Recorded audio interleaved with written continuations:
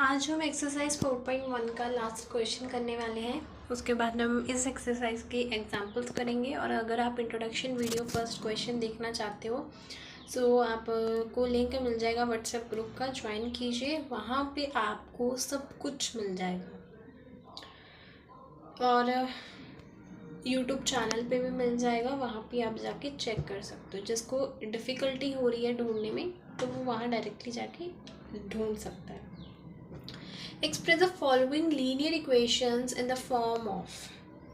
Linear equation क्या होती है? जिसमें वेरिएबल की पावर एक होती है, दोनों में वेरिएबल की पावर एक है। In the form of a x plus b y plus c is equals to zero and indicate the values of a b c in each case. कोई बात नहीं, समझ में नहीं आई स्टेटमेंट। पहले तो ये लीनियर इक्वेशन है, इसको आप a x plus we y plus c की वैल्यू की फॉर्म में लिखना है, इस वैल्यू में लिखना है। ए का यहाँ पर मतलब है कोई मैथमेटिकल वैल्यू,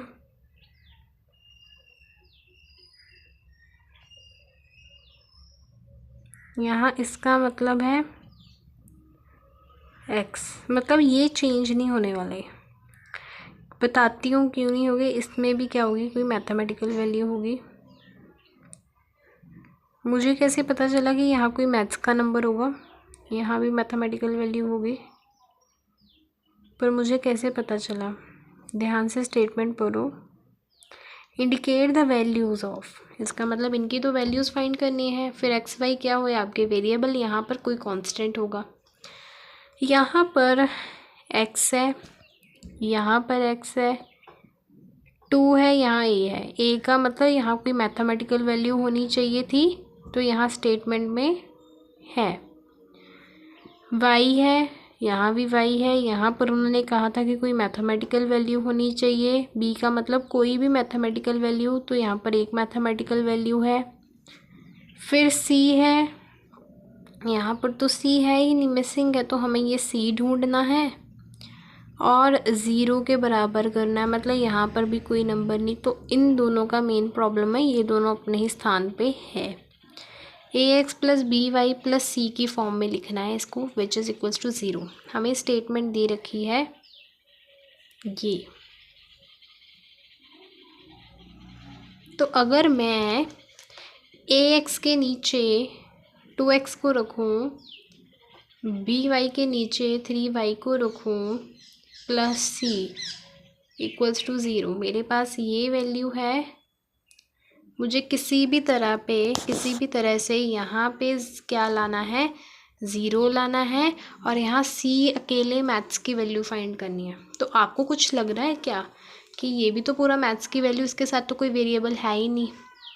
इसको फिर उधर उठा के ले जाते हैं, उधर उठा ले जाते हैं, है ना, क्योंकि इसके साथ तो इंग्लिश वाली वेरिएबल कोई भी नहीं है, और यहाँ पे कहा था कि कोई वेरिएबल नहीं होना चाहिए।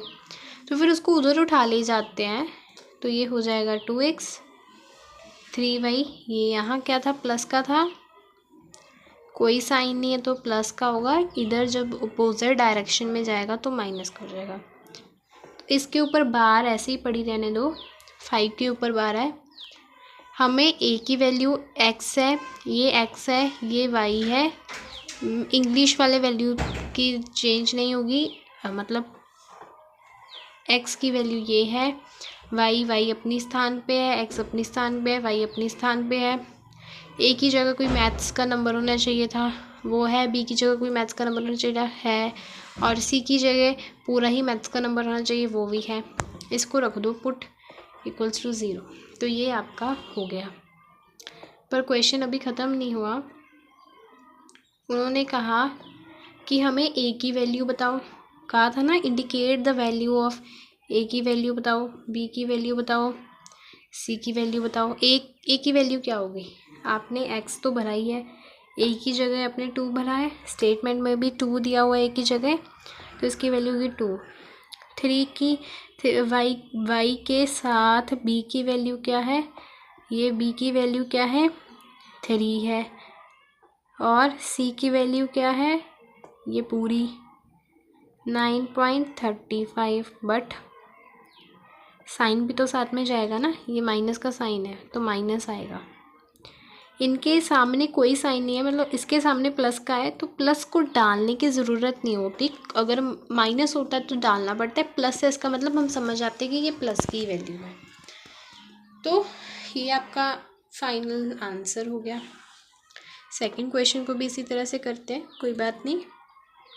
एक क्वेश्चन समझ में नहीं आया, दूसरा ट्राई करो समझने की। इसको किसकी फॉर्म में लिखना है? इसको मुझे ax plus we y plus c equals to 0। तो देखो आपके पास c अकेला मैथ्स का नंबर ये दिखाई दे रहा है, अकेला ही है ये मैथ्स का नंबर। y क्या है? y के साथ हमें 5/y दिख रहा है। y की वैल्यू के अब y के आगे देखना है ना क्या है, तो y के आगे कुछ नहीं है, इसका मतलब 1 तो है ही ना, और मैं साइन भी लगेगा तो -1। x के साथ भी एक मैथ्स का वैल्यू होना चाहिए था, कुछ नहीं है तो 1 तो है ही। फिर ये इक्वेशन में गड़बड़ क्या है? सिंपल, कुछ नहीं करना। x है, इसकी वैल्यू 1 है, y है, y की वैल्यू क्या होगी कोई बता सकता है? तो ध्यान से देखो, -1 y/5 लिखा हुआ है। अगर मैं इसको -1/5 इंटू वाई करती हूँ तब भी तो वही चीज़ बनती है। तो फिर y की वैल्यू क्या होगी? y की वैल्यू क्या होगी? ये यहाँ नहीं लिखना है, ये वैसे बता रही हूँ, लिखना आपने यहाँ पर यही है। मैं आपको बताती हूँ क्यों।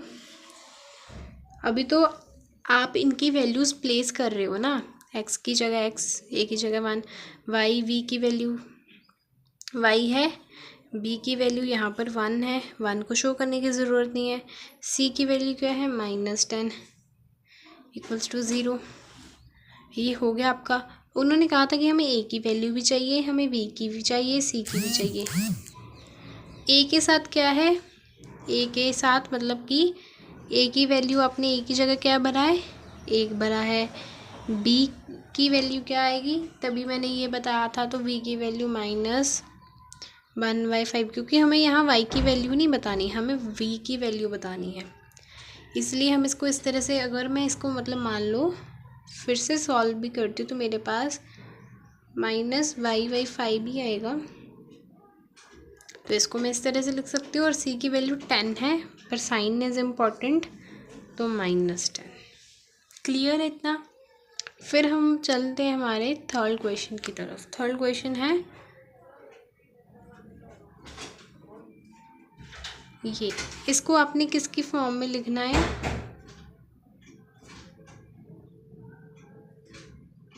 तो x है, a की जगह कोई मैथ्स का नंबर था है, y है, y की जगह कोई मैथ्स का नंबर होना, b की जगह कोई मैथ्स का नंबर होना चाहिए है, c है 6।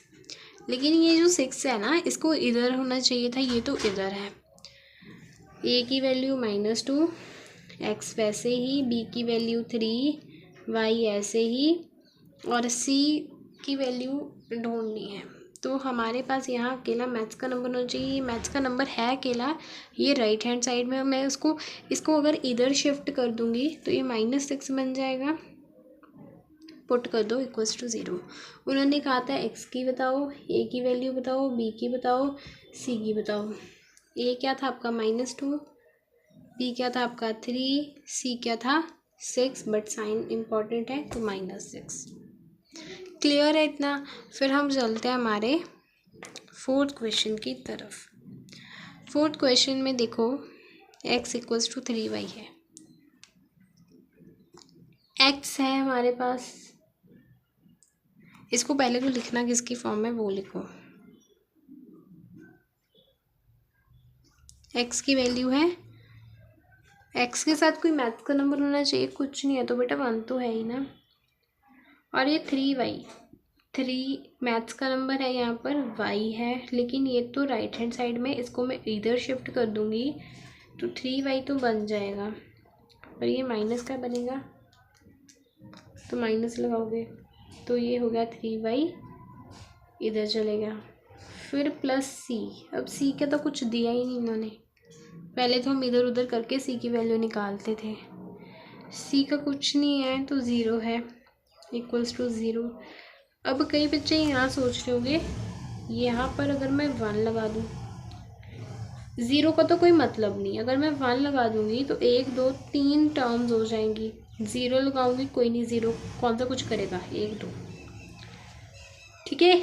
इसलिए खाली स्पेस पे ज़ीरो लगाना है। एक्स की वैल्यू क्या है, कुछ ए की वैल्यू बतानी थी, एक्स के साथ ए है, ए की वैल्यू 1 है, कुछ नहीं है तो 1 है। फिर वी की वैल्यू वाई के साथ बी है, वाई के साथ बी मतलब मैथ्स का नंबर, इसकी वैल्यू 3, लेकिन साइन का ध्यान रखना। सी तो मैथ्स का ही नंबर होना चाहिए अकेला, तो वो तो ज़ीरो है। तो इस तरह से आपने वैल्यू भी बता दी। फिफ्थ क्वेश्चन देखते हैं। फिफ्थ क्वेश्चन है आपका 2x माइनस 5y, इसको लिखना है ax plus we y plus c की फॉर्म में, इक्वल्स टू ज़ीरो। हमारे पास x है, a की वैल्यू हमें 2 दे रखी है, हमारे पास ये y है, मैथ्स का नंबर वैल्यू दी है। ये तो राइट हैंड साइड में, इसको इधर ले जाऊंगी लेफ्ट हैंड साइड में, ये माइनस का है, इधर आके प्लस का हो जाएगा। तो मैं v की वैल्यू 5, y तो y, c यहाँ पे c की वैल्यू देनी चाहिए थी, दी नहीं, तो हम ज़ीरो कंसिडर करते हैं। तो उन्होंने कहा था हमें a की वैल्यू इंडिकेट करो, b की, c की, है ना। a की वैल्यू क्या है आपकी, जो x के साथ होगी, x के साथ तो 2 है, b की वैल्यू जो y के साथ होगी वो 5 है, c की वैल्यू पूरा मैथ्स का नंबर होना चाहिए तो वो 0 है। क्लियर है इतनी बात। फिर है आपका sixth question, that is 3x plus 2 equals to 0।